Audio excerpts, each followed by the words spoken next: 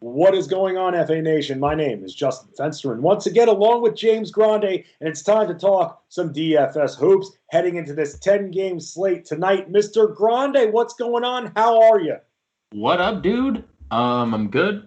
Big 10 gamer we got on tap. Lots of big Vegas totals, lots of injury news, per usual, but it's going to be a fun 10-game slate. And as always, Fancy, I am over the moon in terms of joy doing this stream with you. Is that because Al-Farouq Aminu is available to play tonight? Yes. Is that really the reason? Yes. Al-Farouq Aminu really gets me going. I put his player card under my pillow every night, and I wake up and say, Al-Farouq, I hope you are active tonight. And he's a Wake Forest guy like Chris Paul and Tim Duncan before him. There you go. Same ilk. And actually, you know what? It's funny because he expected to play tonight, and being that Orlando has theirs, it's one of those things with the Magic. They need all the bodies that they can get in their front court. But besides that, let's go over some of the major injury news because just coming out all of a sudden, Mr. Grande, got a situation with Philadelphia. No, not their road issues. That's an ongoing issue dating back to last year. It's Ben Simmons is sick, man. He may not play. He's questionable all of a sudden. Yeah, that becomes intriguing because the numbers for Joel Embiid are ludicrous without Ben Simmons on the floor this year, which, will be a little tease for when we get to the center position later. But yeah, we'll get back to that. We'll get back to that little TI. That. Besides that other injury news and like what's been going on every time we do a stream, there's going to be reigning injury news somewhat soon. So we will be prepared and we will update as we go over John and Pemba's playbook for the DFS NBA slate on fantasyalarm.com. Kawhi Leonard questionable with a lower leg injury. Paul George still out. Victor Oladipo is doubtful with his foot injury. Al Horford is resting. He is going to be out. Kemba Walker resting as well. D'Angelo Russell, we finally know the fate for him, 4 to 6 weeks. He just had a knee procedure, so he is obviously out. Mike Conley, questionable with the hamstring injury. Eric Gordon, questionable with the groin injury. Will Barton's going through some personal issues, and he will be out. Cole Anthony's out. Goran Dragic is out. Nicholas Batum, also out. Doug McDermott, questionable with a knee injury. Paul Millsap is out with a knee injury. Otto Porter is still out with a shoulder injury. DeAnthony Melton is out. James Wiseman still out. Daniel Tice is out. Gary Harris is questionable with the thigh injury still. Desmond Bane is out for personal reasons. Rajon Rondo is still out. PJ Tucker is looking like he is out. And PJ Dozier is out as well. We will get the final confirmation on Tucker, but from the way the reports are trending, it's looking like the Rockets, James, will be without him this evening. So a lot of injuries, man. A lot of injuries. And we talked about the big one with Simmons because that's going to lead to big things, and we'll talk about that as we get to the big men. But let's start small and going over the point guards of the playbook. So when looking at the high-priced guards, who stands out the most? Because we have the usual Curry and Lillard that you and I seem to be facing a lot together lately. So who do you prioritize? Because Stephen Curry going up against Miami, he's in the 10K zone. Lillard, 9,500 on FanDuel. So a little bit of a cheaper option there. Who do you like better between the two? I mean, the game environment favors Lillard, because we love Portland, New Orleans. But that's where the ownership's going to go. And if you want to be different, or if you want to be, with the field, that's fine. Lillard has 50, 60-point upside. We saw it last night when he took over that game late. But if you want to be different, Steph Curry, over 10K on both sites, is playing as well as he's ever played. And he is shooting the basketball lights out. He's averaging 30 actual on the year. I mean, this is the guy we have been waiting to get healthy, and now we're getting the best version. And Miami is tough defensively against guards, but it doesn't really scare me off Steph Curry with the way he's shooting the basketball. I mean, we're getting 60, 50, 90 Steph, not 50, 40, 90 defensively. We're literally getting the last handful of games 60, 50, 90, and that doesn't happen. So I think Steph is a very elite tournament pivot off Damian Lillard, and this tier in general is crazy because Westbrook is there as well, and Trae Young is all over 9.6 on DraftKings, all over $9,000 on FanDuel. So very hard to ignore all of them, but Lillard definitely stands out the most. Westbrook in a game stack, Curry as a contrarian play, and Trae Young, I think he's at the bottom of the totem pole. Right. Now, someone I'm looking at a bit cheaper, we're going to talk about in a second, but I should have addressed this right off the top. We got a little situation, and it's not COVID related on this slate. It's weather related. Yep. So let's get this out of the way now, because this could definitely cause a ton of wrinkles. So I think we just address it right now. When you have weather issues like we're looking at in the Memphis OKC game, are you just staying away from that game completely? I mean, how are we handling this at this point? I mean, we don't generally have weather concerns in the NBA, so it's not something that I'm generally thinking about. We've had the rare occasions where there have been leaks and there's been technical difficulties, and we've seen Boogie Cousins in the past mopping up the floor in I think that was in New Orleans when he played for New Orleans, in just hopes to play. I mean, I guess, you don't really need to go there on a 10-game slate. I think if this was a 3 or 4-game slate, I think things would be different. You can go there in tournaments. I think that's fine. If the game tips and you have everyone at 5% ownership, if you get John Morant at 5% or Isaiah Roby. Soonest in this matchup. Right. And we just saw Cantor go for 20 rebounds, so I'm with you. But if you can get them at low ownership, sure. But if you are generally a safer roster constructor, or if you're a cash game player, you don't really need to play this game. We have 9 others to choose from. I mean, 8 if you want to just axe Orlando, New York right now. We could just get rid of that one because that's, a slow-paced game. Yeah, it's just, we don't need to play it. So if this slate was smaller, I'd say we probably should consider it. But if you're worried at all, I don't think we need to go there. Someone that I like here, Malcolm Brogdon at point guard. Love him tonight. It's a great matchup against Minnesota. Not good at defending point guards. I think Malcolm Brogdon. Here's the big thing. I'm praying for this play because he's in a lot of my lineups that Doug McDermott is out. I think that's the key difference with him shooting 15 shots to maybe 20 shots. That's something that I seem to have gathered when looking at the trends. So I could use a few extra shots for him, being that I'm spending $8K on FanDuel. But either way, you got to love the matchup regardless. Yeah, I think what McDermott is definitely a factor. I think what's really allowed Brogdon to kind of excel as a scorer, I think, is similar to what Kyrie has done in Brooklyn, and that's moved to the 2 with Harden taking over point guard. Because if you recall the last 2 games, the Pacers are starting TJ McConnell alongside Brogdon. And we know TJ McConnell is pass first, pass second, pass third, maybe shoot fourth, but then pass fifth. That's his 5 main objectives when he's very good. If I can interrupt, one of the things I like about TJ McConnell, very good at finding those little openings in the lane. And he cuts when he's off the ball.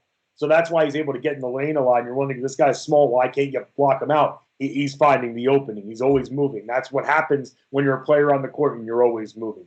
Right. And I agree, but he's done a lot for Brogdon off the ball, which is what Brogdon was doing in Milwaukee, which got him the $85 million contract he got.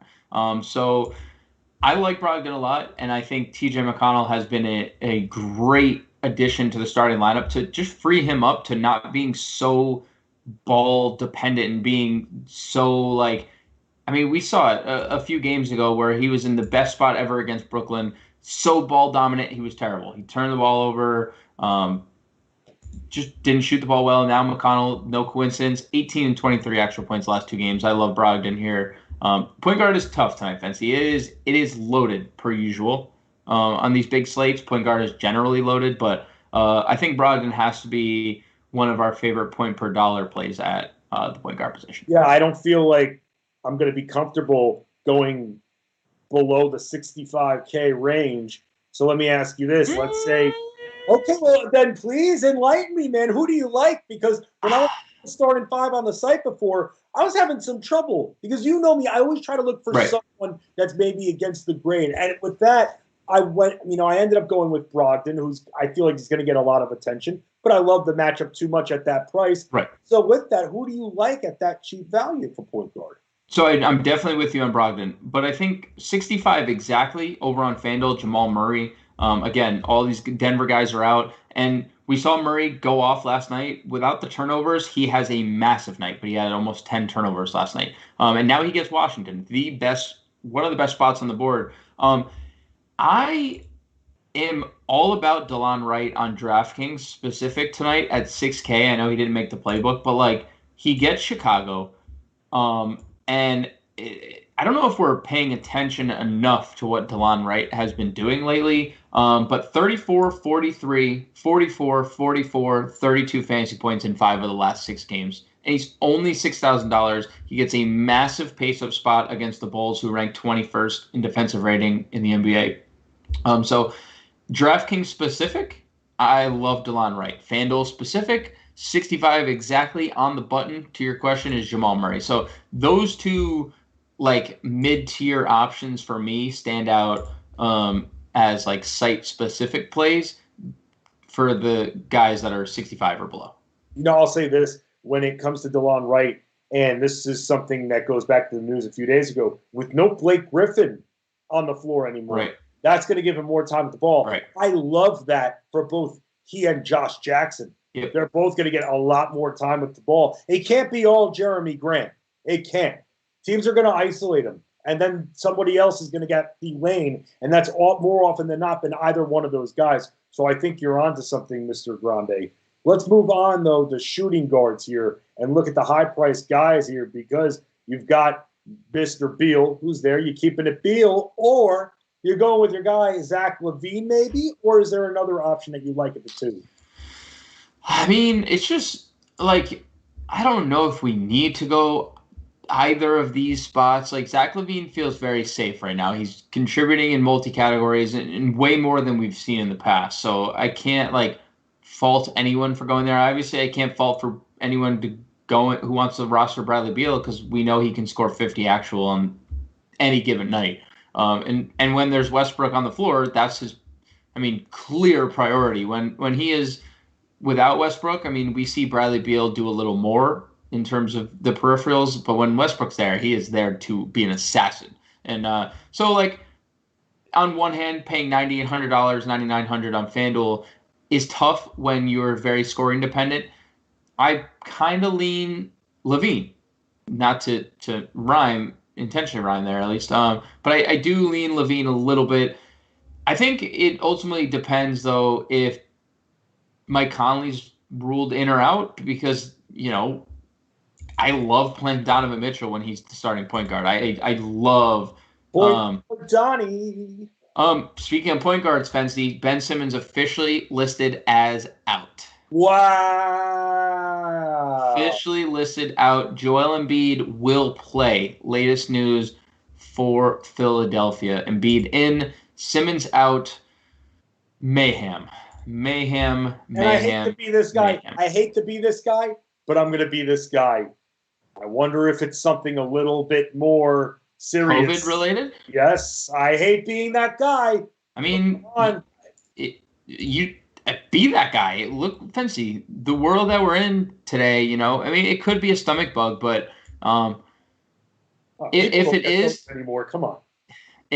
True, it's just COVID. If it is, this could really snowball, right? Because obviously, so definitely something to monitor. I'm gonna still. I know exactly what you're thinking, because you're wondering, this game, could more players be all of a sudden tagged? I know, but we're dealing with this all day, every day, man. We've seen it happen before. We have to go with what we know right now. It's 5:51 p.m. Eastern. We are on this stream. We have to go with what we know, and that we're seeing nothing regarding any kind of contact tracing or anything like that. So as of this moment, 5:51:30 p.m. Eastern, we're not viewing this as a COVID situation. We're viewing this as an isolated Ben Simmons situation. We have to at this point. I agree. Because we're chasing waterfalls otherwise. So let's talk about Lemon Pepper Lou and some value guys that'll cheer us up, because you, me, John, and Pemba, who's on this playbook, we talk about lineups a lot. And three guys I love in that 6K range. I mean, are in the playbook. I mean, Lou Williams, Lemon Pepper Lou, still. I mean, we have to see about Kawhi. Right. That's still a situation. Anthony Edwards, who has been excellent. And this guy was criticized right from the start. Right. And I'm going to say this very quickly. Where he landed was not his fault. I'm sure he wasn't very happy to land on a team with about 7 wings on it already. Only 7? Yeah, I think. I mean, what, 8? But at the same time, that's not his fault. He's had to earn his minutes. Right. Some of the injuries that this team has faced between Culver being out, between Russell being out, between Rubio really not being able to shoot, that's benefited him. And the price point is so awesome. And I have him in the starting 5 because of that. Yes, the Pacers, they may want to play slow, but they're midcourt. That is where you get to them. And that is exactly where Anthony Edwards is going to be able to produce from. I love that call tonight by a member. Yeah, and I think the best thing that we've seen so far is how he's doing this with Karl-Anthony Towns on the floor. Like, obviously a concern when your best player returns, like, oh, well, all these shot attempts Edwards was once getting is obviously going to shift over to Towns. Not the case. Edwards has been shooting just as much as he was earlier in the year, but we're just getting the peripherals too. He's figuring out, he can do more than just score when he's on a basketball floor. So I too like Anthony Edwards. We're about a month behind John on that. Tip of the cap to John for every night touting Anthony Edwards, because he has every single night. Anthony Edwards in play, and you are like, yeah, he's in play, but is he 2 weeks ahead of you on that one? Yeah, you guys have both beat me to the Anthony Edwards posture. Here's what you said, and I want to explain something. I give Karl-Anthony Towns a lot of crap. Here's the thing about Karl-Anthony Towns I like. Because of his versatility, with him going inside and outside the entire game, you don't really know where he's going to start if he doesn't have the ball. So it opens up part of the lane, and that's where Edwards is going to be able to continue to benefit. So if anything, Karl-Anthony Towns, when he's going back out to the arc, can act as almost a decoy, shifting some of the focus to one side of the paint, making that lane open. And that's another reason why, with Russell out, Mr. Shooter's volume out, you have Anthony Edwards in there. And I feel like he'll be able to get his shots up every single night until Russell comes back in, 4 to 6 weeks? Yep. Love it, man. Love it. Yep. Also, by the way, Tyler Hero, I want to get your take on this because I think he's in a very good spot. Again, going up against the Warriors, no Dragic here. So it's almost been by committee who's been bringing up the ball. I know that we've identified Kendrick Nunn, and he's definitely taken advantage of his opportunity. But Hero can still do it as well, man. What trust do you have in him at that 6K range? I mean, considering I think shooting guard is probably the weakest position on the board, and considering on FanDuel you have to play 2, I'd probably be more likely to play him over there. It's very uncertain with Lou Williams because Kawhi, like, Lou's going to get his run, but are we going to pay that price tag for LPL? I don't know. I like Hero because I think this game is under the radar, sneaky. Wiggins is a pretty good defender if he gets matched up with Wiggins. I think Oubre can probably present some length issues if they get matched up as well. But who do you think's the better defender between the two? Who should be on Jimmy? Should it be the bigger guy? I mean, it probably should be. Wiggins should probably guard Butler. Wiggins has been really good defensively this year, but they both present problems for offensive players. So we probably see both guard both, honestly, because we're not going to see Curry guard Tyler Hero. That would be an awful mistake. So, yeah, I think he's fine for tournaments. We saw the upside last game, so we like the Heat. We've talked about the Heat all day. We've talked about Butler. We've talked about Bam. So we talked about none, like you mentioned. So if you're gonna kind of go all in on the Heat, why not just go all in on the Heat? And Tyler Hero does have some upside. We just saw it, 43 fantasy points last time out. So I like him for tournaments. Yeah, one thing about him that I gotta just ask you about. You ever worry about his 3-point shooting percentage? I know this is DFS here, but I just find it very funny because his shots, when you see it, one of the smoothest right. threes out there. But he shoots, under 35%? Yeah. That was a little bit of a head scratcher. I mean, he hasn't really shot the ball well at all this year. It's been a. I think our expectation after his playoff run last year was stardom, and we're not getting that. And I think maybe he's carrying that weight or thinks he needs to carry that weight, and he doesn't because he has Jimmy Butler and Bam Adebayo on the team with Goran Dragic when Dragic was healthy. So yeah, we also talk about Luka's 3-point percentage, and Right. we don't really factor that into DFS too much because Luka takes 10 threes a game, and if he makes 4, then it's an extra 2 points in our back pocket. So yes and no. I mean, he's made 2+ threes in 8 straight games. So like whether he's going 2 for 8 or 6 for 20 from 3, we're still getting the bonus points on DraftKings. So it doesn't matter to me. I think it matters more when everything's falling. Then you're like, well, damn, because now like we're just getting bonus points out the wazoo, So Of course. doesn't bother me too much. I just found it very funny when I was looking at the stats earlier. I was like, oh, wow. I expected him to be at 40 at least. Yeah, me too. That jumper is beautiful, Vincey. It is. It's amazing. It's amazing. It reminds me a lot of Allen Houston's. It's just there's one motion and that's it. Just a beautiful shot. And I appreciate that. And we're big basketball fans. Let's move on to small forward. We've already talked about Jimmy Butler being a dynamic play. Let's talk about this situation. Boston Celtics. I mean, Jaylen Brown, Tatum. This report comes out about Tatum feeling the after effects of COVID. Does all that ownership immediately shift to Brown until proven otherwise? Has the paranoia kicked in your mind? You're going like me, going through these lines every hour on the hour, and I can't stop but to think about that if it's impacting Tatum and he's admitting to it, at least until he's priced up, where I'm going all in on Brown. Yeah, and I think the key here in all this, because I have been paranoid about it as well, is that this is the first back-to-back since I think the first back-to-back that Tatum at least admitted that he's feeling. So he played 41 minutes. I lied. He played 41 minutes in Detroit on the 12th.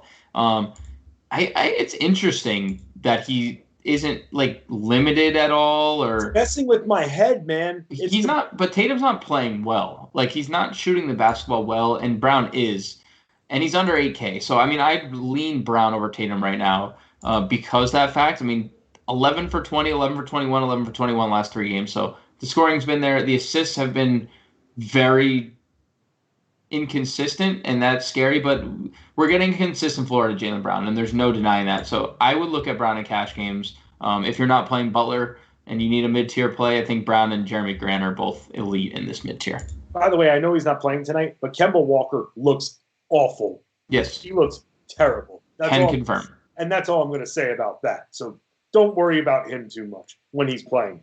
Continuing with the small forwards, I mean, how much is too much for Malik Beasley? I feel like this is the Jeremy Grant conversation we were having a month ago. How much is too much to spend on him? But now no Russell here. Beasley has been benefiting big time, and he can play 3 positions. So with that, are you cool spending $7K plus 6.9 on FanDuel? How do you feel about that price point going up against the exposed Pacers midcourt? Yeah, I think it's fine. I think I'd find a couple hundred to go to Jeremy Grant, personally. I think Jeremy Grant is in a lot better of a spot against Chicago. Oh, he's going to kill them tonight. Right. So I would lean Grant and look for that extra salary, but Beasley's fine for tournaments. It's nothing that excites me. I think I'd also rather play Anthony Edwards for $1,000 cheaper. So he's fine, but there's some guys at this position I'd prefer and prioritize over Beasley. Any other value small forwards you like before we go to the bigs? Yeah, I mean, Daniel House, I think we have to pay attention to the news in terms of Houston. And that game is a 10.5 point spread. We haven't gotten any official word on Eric Gordon. PJ Tucker just actually ruled out. Victor Oladipo just ruled out. As we're talking about it, like, couldn't be more, like, the timing couldn't have been better. So I definitely think Daniel House benefits from that because we know he could play anywhere from the 2 to the 4. We're going to see some small ball lineups out of Houston they have to. I mean, they released Ray Spalding, and they're only playing Cousins 20 to 25 minutes a game. We're back to micro ball again. Yeah, I mean, so I think Daniel House is one of the beneficiaries from that. Obviously, Jayshawn Tate. Yeah, I was going to say, I mean, I know you're paying up more, but do you like Tate as well? We didn't even talk about him. Yeah, Tate, Brown, Nawaba, House, they're all small forward eligible. They're literally all four eligible on DraftKings. You can play them all. Just pick and choose. I think House is more of a priority for me, especially on FanDuel where he's 47. David Nawaba's probably going to start again. Will he play 40 minutes? Who the hell knows? I didn't think he was going to play 40 minutes last time out. Sure did. You said to look at him, though. I will say it was a price point. The price point was and this price point's not bad, Fancy. 4,300 for Nawaba. So you can go back to you can play any of these guys. Team in Houston. Yeah, they can barely field a team, so you can play any of them. I think they're all in play. I think House is the priority for me. I think Tate is probably a close second behind House. All right, let's move on to the bigs here because we've been talking about the Minnesota side of that matchup versus Indiana. Now we get to the good stuff here. Yep. Now we get to the Pacers side of it. I mean, give me a reason not to go all in on Domantas Sabonis because I already know I'm going cheaper on center. I can't wait to tell you I'm going there. You saw the starting five, you would know who. But Sabonis is so affordable, under 10K against Towns. It's going to be crush-worthy for Sabonis tonight. Yeah, I'm not going to tell you not to play him because I'm also playing him. It's very, very hard to avoid the potential 65 fantasy points that we can get out of him. So I want a lot of exposure to Sabonis. It's interesting, though, on FanDuel, we can get Sabonis. We have Sabonis, we have Bam, and we have Randall, all priced over 9K. I think you could play any of them. I probably won't go Randall because I really hate that game. But let me ask, because I know you're very big into pace, and the Knicks play the slowest pace. Right. But let me ask you, do you think with that situation, and we're going to talk about Vucevic, but do you think that the two main guys, being that they're big men, and that's where these teams are most exposed at this point, do you think that we just buck the trend and almost be, for us and our strategy, contrarian to what we normally think? I mean, yeah, it's a great way to think. And it's not, like, I'm not just crossing Randall off my player pool, but I think Bam for $100 more on FanDuel in a better game environment. Pace one, but Vegas as well. I mean, if you take a look at Vegas, this Knicks Magic game is 209.5 over under. Whereas Miami Golden State 222.5. Yeah, well, Golden State's 2 in pace, so yeah, and Indiana 224.5 when we're talking about Sabonis. So like the Randall play is just not for me. In a couple instances, and again, you can be contrarian and play Julius Randle, and that's fine. But I think over those two, there's no way. There's right. No chance. And he went for 60 last game. Let's not just throw that out the window. But look at the matchup. It was Atlanta, right? So I prefer Sabonis and Bam on FanDuel to Julius Randle, but I think all three are, in fact, in play. Let's go to the value sector of the power forward because someone that you and I were talking about before, and it's becoming real because it is real. And I don't care, by the way, if Kawhi plays or not. Marcus Morris is going to get his shots. He is. It's going to happen. And we have to take advantage of it before everybody gets back on the court and then the offense restructures. James, as long as Paul George is off the floor, I don't care if Kawhi plays or not. I still, especially on FanDuel, 5,300 for Marcus Morris. Sign me up in this matchup. Yeah, I think he's one of 5 really elite power forwards tonight in this value tier. And again, he's a score. He can score 20 points a night if he's given the opportunity. If he was a primary scorer, or even the second scorer on a team, which he could be tonight if Kawhi plays. Amazing top of the key 3-point shooter. Right. He's a very good shooter who is honestly very versatile offensively. So I do love Marcus Morris. Someone who's not in the playbook, I love Jared Vanderbilt since he's entered the starting rotation. 23 and 29 minutes the last two games, 29 and 26 fantasy points, 13 rebounds the other night. And he's very good in the steals and blocks category. And then I must say, if OKC Memphis plays, or if you want to play people from this game and you're not scared by the weather, which, still, yes, there's weather concerns, but there hasn't been any type of announcement like this game won't play. I mean, Isaiah Roby is going to likely start for the resting Al Horford. And we've seen Roby be very consistent in the past. And even last night, in 23 minutes, he gave us a double-double and 28 fantasy points. I like Roby in this game with a high total. So I think this power forward position. And listen, scared money don't make no money, Fancy. That's what Young Jeezy taught us. And Young Jeezy taught me well. I'm willing to go back to the JaMychal Green well. He really let us down last night. But again, the Washington freaking Wizards is who he's facing tonight. He's going to start at power forward again with Millsap out. J. Mike and Young Jeezy. I'm just saying. So I'm again, we have to have a short memory in DFS. You have to. You can't remember what they did the night before because it's a whole new matchup. It's an entirely different game, an entire different matchup. Going back to the well with JaMychal Green, not in cash, but in tournaments for sure. Well, I saw this note. You were mentioning House before. House will be in that Rockets starting lineup. We're seeing how the rest of the lineup is going to come together, but at least we know that House is going to be there. So right. Control is slightly a little bit more in his destiny. Yep. Let's talk about the center. Are you a little bit concerned at all regarding Jokic's thumb, or not really? No. Don't be concerned, please. Just even if Fancy, I would play him tonight if his hand was chopped off. If they were like hand off, I would roster Nikola Jokic against the Wizards. It's too easy, man. It's too easy. But someone cheaper that I like, man, Clint Capella. Yep. Oof. See, we were talking about this.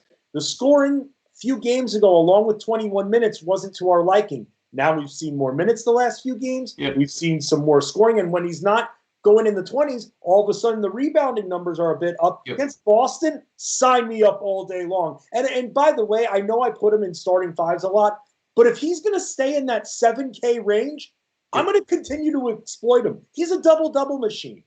Yeah, and this matchup is as good as it gets against the Boston front court, who, again, are without Tice, so they're going to play a 6'7" Tristan Thompson. I don't care what his bio says. That man is not 6'9".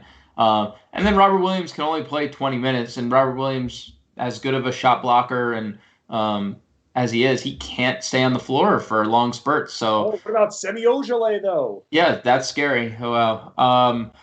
Wow, I take it back. I do not want to play Clint Capella anymore. No. Semi Ojeleye is. Oh, forget it. I'm sorry. I just wasted everyone's time. Take him off your starting five right now. I will. You know what? I will let you finish off the stream, and I will just take him out of my starting. Thank you. Ugh, that price point. Ugh. 7K for a double-double machine. Yikes, how boring, Fancy. Any other centers you like tonight? So we need to mention the Embiid numbers, which we teased at the top. Without Ben Simmons, a 40% usage rate and averages 1.8, rounding up to 1.8 fantasy points per minute. Those are like freakish numbers. Those are numbers that we saw when James Harden was playing by himself last year, and we were saying, lock and load every single time that James Harden plays with no one. And we saw it last night. Hey, just like last night with Brooklyn, right? Same scenario. That's hard to ignore. So if there was a top pivot off Jokic, like obviously Embiid is the guy. I think Mason Plumlee is really, really strong. He's been really good, and the Bulls get just demolished by front courts. What about your boy Wendell on the other side? Tournaments only. I think we could see an uptick in minutes. Like I think we could see up to 25, 26. He's a volume player. I'm cool with that. He doesn't need a lot of playing time. I mean, yes, he does get hurt a lot, but he doesn't need a lot of minutes to produce a double-double, which is why I'm a little bit more okay with it for now. And it's Detroit, too. So, that's the other thing. So I'm fine with that as well. You can follow James Grande on Twitter at @the_real_Grande. You can follow me on Twitter at FenceDSports. Get in the chat, get your lineup set. 10 games to dominate. Let's win it. That's what we do. No other option. We just win.